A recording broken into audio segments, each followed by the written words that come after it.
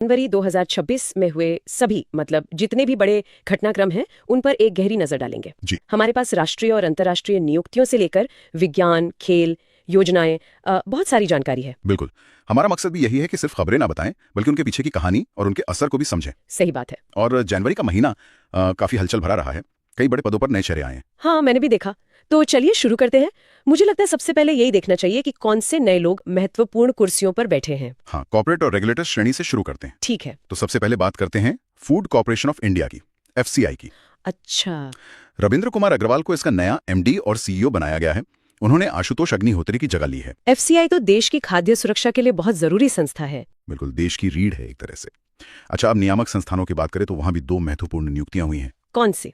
एक तो atomic energy regulatory board के चेयरमैन बने हैं AK बालासुब्रमण्यन। ओके। और दूसरी सेंट्रल विजिलेंस कमीशन में प्रवीण वशिष्ठ को सतर्कता आयुक्त मतलब विजिलेंस कमिश्नर बनाया गया है। CVC, सरकारी भ्रष्टाचार पर नजर रखने वाली संस्था। ये तो बहुत जिम्मेदार पद है। जी हाँ। अब आते हैं रक्षा और सुरक्षा के मोर्चे पर। बताइए, वहाँ क्या स्थिति है? वहां भी बड़े बदलाव हैं। लेफ्टिनेंट जनरल हरपाल सिंह ने बॉर्डर रोड ऑर्गेनाइजेशन यानी BRO के 29वें महानिदेशक का पद संभाला है। BRO, जो हमारी सीमाओं पर सड़कें बनाती है। वही। और इसके अलावा हमारे अर्धसैनिक बलों को भी नए प्रमुख मिले हैं। ITBP की कमान अब शाश्वतजीत सिंह के हाथों में है। और BSF के नए DG प्रवीण कुमार बने हैं। और राष्ट्रीय जांच एजेंसी NIA, उसकी DG का पद मिला है राकेश अग्रवाल को। मतलब सुरक्षा से जुड़ी लगभग सभी बड़ी एजेंसियों में नेतृत्व बदला है। जी। तो अब राजनीतिक गलियारों की बात करते हैं। वहां क्या हलचल रही? राजनीतिक क्षेत्र में 2 बहुत बड़ी खबरें हैं। पहली, नितिन नवीन को BJP का 12वां राष्ट्रीय अध्यक्ष चुना गया है। अच्छा। और सबसे दिलचस्प बात यह है कि वे इस पद पर पहुंचने वाले सबसे युवा नेता हैं। सबसे युवा अध्यक्ष? हाँ। ये तो पार्टी के लिए एक बड़ा संकेत हो सकता है। बिल्कुल, विश्लेषक भी ऐसा ही मान रहे हैं। और दूसरी बड़ी खबर महाराष्ट्र से है, जहां सुनीता पवार को उप मुख्यमंत्री बनाया गया है। अरे वाह! यह एक ऐतिहासिक पल है क्योंकि वे महाराष्ट्र की पहली महिला डिप्टी CM है। पहली महिला डिप्टी CM? ये वाकई बहुत बड़ी बात है। जी, और उन्हें आबकारी और खेल जैसे महत्वपूर्ण मंत्रालय भी दिए गए हैं। तो देश के भीतर प्रशासनिक और राजनीतिक स्तर पर तो काफी कुछ बदला। क्या यही बदलाव हमें न्यायपालिका में भी देखने को मिला? जी हाँ, न्यायपालिका में भी एक बड़ा फेरबदल हुआ है। एक साथ 6 उच्च न्यायालयों में नए मुख्य न्यायाधीशों की नियुक्ति हुई है। 6? कौन कौन से? सिक्किम, पटना, मेघालय, झारखंड, उत्तराखंड और केरल। अच्छा। जैसे सिक्किम में A मोहम्मद मुश्ताक और पटना में संगम कुमार साहू ने पदभार संभाला है। और खेल की दुनिया में कौन से नए चेहरे जिम्मेदारी संभाल रहे हैं? खेल प्रशासन में कुछ अंतर्राष्ट्रीय नियुक्तियां हुई हैं। भारतीय महिला फुटबॉल टीम को कोस्टारिका की एमिलिया वाल्वेडे के रूप में नई कोच मिली हैं। अच्छा। वहीं महिला हॉकी टीम की बागडोर अब मर्जिने के हाथों में होगी। लेकिन सबसे बड़ी खबर बॉक्सिंग से है। बॉक्सिंग से? ओलंपिक पदक विजेता विजेंद्र सिंह को एशियन बॉक्सिंग काउंसिल का अध्यक्ष चुना गया है। अरे वाह! एक खिलाड़ी का प्रशासक बनना तो खेल के लिए बहुत अच्छा संकेत है। वो जमीनी हकीकत को समझते हैं। बिल्कुल, यही उम्मीद की जा रही है। और अंतर्राष्ट्रीय स्तर पर भी कुछ देशों में नेतृत्व परिवर्तन हुआ है। यमन के नए प्रधानमंत्री बने हैं शाया मोहसेन जिंदानी। और युगांडा में योवेरी मुसेवेनी ने एक बार फिर राष्ट्रपति पद की शपथ ली है। वो काफी लंबे समय से सत्ता में हैं। तो ये तो हुई नियुक्तियां। अब उन घटनाओं पर आते हैं जिनका सीधा असर हम सब पर पड़ता है। राष्ट्रीय स्तर पर क्या बड़ी खबरें रहीं? राष्ट्रीय स्तर पर कुछ बहुत ही दिलचस्प पहल हुई हैं। त्रिपुरा ग्रामीण बैंक ने भारत की पहली सोलर ATM वैन लॉन्च की है। Solar ATM van? ये तो सच में एक अनोखी पहल है। हाँ, मतलब उन दूर दराज के इलाकों के लिए एक बेहतरीन समाधान है जहां बिजली की समस्या है। सही बात है। कृषि के क्षेत्र से भी एक बहुत बड़ी खबर है। भारत अब चीन को पछाड़कर दुनिया का सबसे बड़ा चावल उत्पादक बन गया है। सबसे बड़ा उत्पादक? ये तो हमारी खाद्य सुरक्षा के लिए मील का पत्थर है। बिल्कुल। और रेलवे की बात करें तो हावड़ा से कामाख्या के बीच पहली वंदे भारत स्लीपर ट्रेन शुरू हो गई है। वंदे भारत स्लीपर, जिसका इंतजार हो रहा था। मतलब अब लंबी दूरी का सफर आरामदायक भी होगा और तेज भी। जी हाँ, बिल्कुल। अब देखते हैं कि अंतर्राष्ट्रीय मंच पर क्या कुछ बदला। हाँ, अंतर्राष्ट्रीय मंच पर काफी कुछ हुआ। इजराइल के प्रधानमंत्री नेतन्याहू ने डोनाल्ड ट्रंप को इजराइल शांति पुरस्कार देने की घोषणा की है। अच्छा। और फ्रांस ने 15 साल से कम उम्र के बच्चों के लिए सोशल मीडिया के इस्तेमाल पर प्रतिबंध लगा दिया है। ये बच्चों की सुरक्षा को लेकर एक बड़ा कदम है। हाँ, एक और बड़ी खबर यह है कि अमेरिका औपचारिक रूप से विश्व स्वास्थ्य संगठन WHO से अलग हो गया है। अमेरिका का WHO से अलग होना तो बहुत बड़ा फैसला है। इसका वैश्विक स्वास्थ्य पर क्या असर पड़ेगा? ये चिंता का विषय तो है, क्योंकि सबसे ज्यादा फंडिंग अमेरिका से ही मिलती थी। सही कहा। एक और महत्वपूर्ण घटना है हाई सीज ट्रीटी, जिसे BBNJ भी कहते हैं, अब लागू हो गई है। High seas treaty? ये क्या है? ये ऐतिहासिक है। पहली बार दुनिया के 60% महासागर जो किसी देश की सीमा में नहीं आते, उनकी सुरक्षा के लिए कानूनी ढांचा बना है। ये तो समुद्री जीवन के संरक्षण के लिए बहुत बड़ी जीत है। जी। अच्छा, एक वीमर ट्रायंगल भी चर्चा में था। वीमर ट्रायंगल, ये नाम मैंने ज्यादा नहीं सुना। असल में ये फ्रांस, जर्मनी और पोलैंड का एक रणनीतिक समूह है। भारत का इनके साथ पहला संवाद हुआ है, जो यूरोप के इन 3 बड़े देशों के साथ हमारे संबंधों को और गहरा करेगा। अच्छा, इसके अलावा डोनाल्ड ट्रंप ने गाजा की निगरानी के लिए एक बोर्ड ऑफ पीस का गठन किया है। तो अंतर्राष्ट्रीय स्तर पर काफी कूटनीतिक बदलाव हुए हैं। अब थोड़ा देश के भीतर चलते हैं और राज्यों की खबरों पर नजर डालते हैं। जी, राज्यों ने भी कई दिलचस्प पहल की हैं। पंजाब के लुधियाना में भारत का पहला डॉग सैंक्चुरी शुरू किया गया है। डॉग सैंक्चुरी, ये एक पायलट प्रोजेक्ट है। हाँ, एक पायलट प्रोजेक्ट के तौर पर। और मध्य प्रदेश ने 2026 को कृषि का वर्ष घोषित किया है। कृषि का वर्ष। वहीं उड़ीसा के गंजम में देश का पहला national UAV test and innovation corridor बनाने का प्रस्ताव है। ड्रोन टेक्नोलॉजी के लिए पूरा कॉरिडोर, ये तो भविष्य की तैयारी लगती है। और महाराष्ट्र और हरियाणा से क्या खबर है? महाराष्ट्र सरकारी अस्पतालों में मेनोपॉज क्लिनिक शुरू करने वाला पहला राज्य बन गया है। बिल्कुल। और हरियाणा, वहां भारत की पहली हाइड्रोजन पावर ट्रेन लॉन्च की जाएगी। हाइड्रोजन पावर ट्रेन, हाँ। प्रदूषण रहित परिवहन की दिशा में क्रांति। जी। अब पूर्वोत्तर और दक्षिण भारत का रुख करते हैं। हाँ। पूर्वोत्तर में अरुणाचल प्रदेश का के पान्योर जिला भारत का पहला बायो हीट डिस्ट्रिक्ट बना है। बायो हीट डिस्ट्रिक्ट, जी। इसका क्या मतलब है? नीति आयोग ने मिजोरम को भारत की अदरक राजधानी यानी जिंजर कैपिटल घोषित किया है। और दक्षिण भारत से, खासकर केरला से हमेशा कुछ नया सुनने को मिलता है। इस बार भी ऐसा ही है।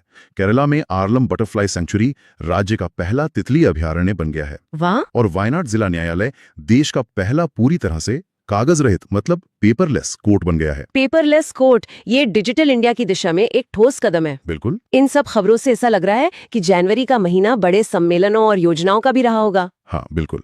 दूसरा ग्लोबल बुद्धिस्ट समिट नई दिल्ली के भारत मंडपम में आयोजित हुआ। अच्छा। और ये भी तय हो गया है कि 2026 में होने वाले ब्रिक्स समिट की मेजबानी भारत करेगा। भारत करेगा। इसकी थीम क्या है? थीम है रेजिलियंस एंड इनोवेशन, यानी लचीलापन और नवाचार। रेजिलियंस एंड इनोवेशन, ये थीम तो आज के माहौल में बहुत प्रासंगिक लगती है। जी। जिसके अलावा 28वां कॉमनवेल्थ स्पीकर सम्मेलन भी नई दिल्ली में हुआ। और 2026 में 52वां G7 समिट फ्रांस के एवियान शहर में होगा। और राज्यों की योजनाएं? गुजरात ने नमो लक्ष्मी योजना शुरू की है, जिसके तहत 9वीं से 12वीं कक्षा की छात्राओं को 50,000 रुपए की वित्तीय सहायता मिलेगी। 50,000 रुपए? ये तो लड़कियों की पढ़ाई जारी रखने के लिए एक बहुत बड़ा प्रोत्साहन है। निश्चित रूप से। असम ने भी 2 बड़ी योजनाएं शुरू की हैं, अटल विचल अग्रगामी और कोहली द्वितीय पाठ। ये किसके लिए है? अटल विचल अग्रगामी में शोध छात्रों को 25,000 रुपए प्रति माह मिलेंगे और कोहली द्वितीय पाठ में चाय श्रमिकों को 5,000 रुपए दिए जाएंगे।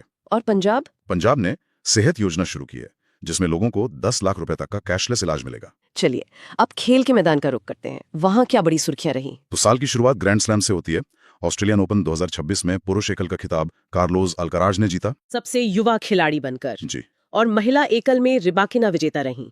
क्रिकेट में T20 वर्ल्ड कप 2026 के लिए स्कॉटलैंड को एक नया सह मेजबान बनाया गया है। अच्छा। हाँ, आयरलैंड और इंग्लैंड के साथ।